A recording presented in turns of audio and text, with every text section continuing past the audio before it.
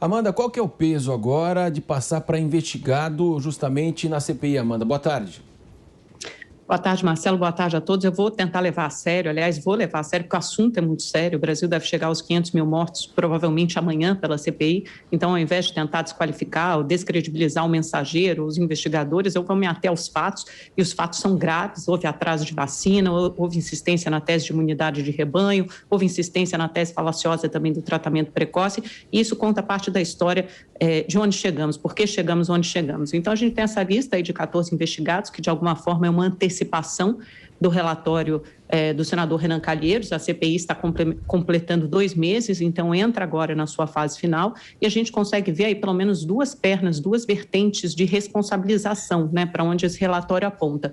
Então, se olharmos a lista de investigados, primeiro veremos que um dos temas sobre os quais a CPI avançou bastante é a demora e negligência da compra de vacinas. E aí, então, a gente tem a transformação, né, passando de testemunha para investigados, pessoas como o ex-ministro da Saúde, Eduardo Pazuello, Elcio Franco, que era o número 2 dele, o Ernesto Araújo, o ex-chanceler, e o Fábio Weingarten, secretário de comunicação. E aí você tem uma segunda parte da investigação, que é a do gabinete paralelo, né? Tanto pessoas de dentro do Ministério da Saúde, como médicos e empresários que auxiliaram essa formação, esse assessoramento paralelo que reivindicava e tinha a prerrogativa de tese, defendia a teses como a imunidade de rebanho e o tratamento precoce. E aí quem que a gente tem aí?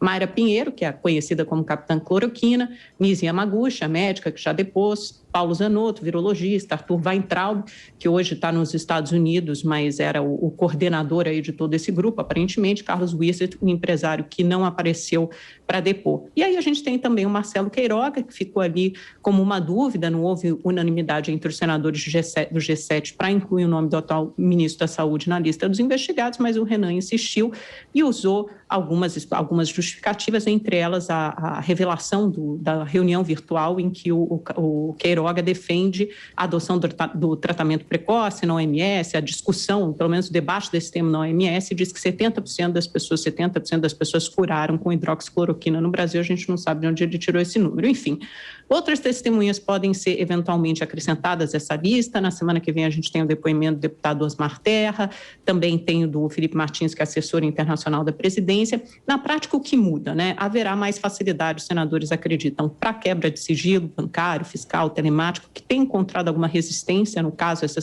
em alguns casos essa quebra de sigilo foi suspensa, né, por ministro do Supremo Tribunal Federal. Em outras ações, como busca e apreensão, por outro lado, os investigados têm a prerrogativa de se manter em silêncio, e muitos têm conseguido também habeas corpus no Supremo para não terem de comparecer à CPI. Então, é uma faca de 2 gumes.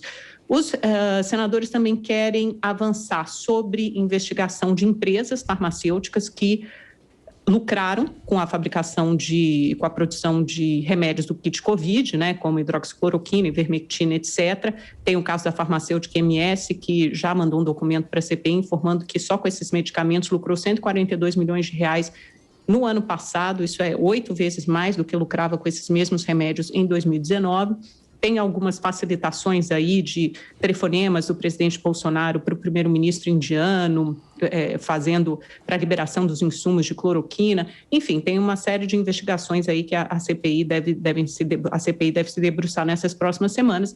E aí depois acho que a gente pode até falar, para não me alongar muito, Marcelo, da live do Bolsonaro ontem, que ele voltou a defender a imunização natural, né, e não a vacina.